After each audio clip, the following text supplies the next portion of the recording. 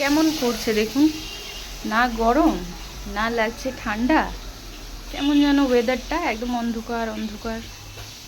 আর আমি তো সকালবেলা উঠে পুজো করে নিয়েছি, আজকে রবিবার।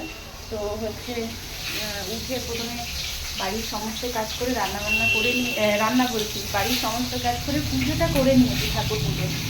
তারপরে আসলাম হচ্ছে রান্নার দিকে। চিকেন ভাজা হচ্ছে হালকা করে, রাইস হচ্ছে, দুটো অলরেডি ভেজে নিয়েছি। এখানে বেশি কড়া করে ভাজবো না, নাহলে মাংসগুলো না শক্ত হয়ে যায়।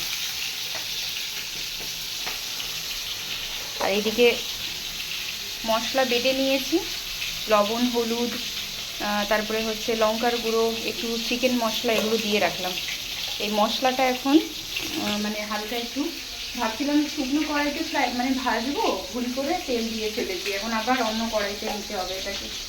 আর নিচে হচ্ছে এই অবস্থা, সমস্ত জিনিস ছড়ানো ছিটানো। আজকে আস্তে ধীরে করেই এই কাজটা হচ্ছে। তবে ওয়েদারটা দেখে একদম ভালো লাগছে না, মনটা কেমন যেন ওয়েদার।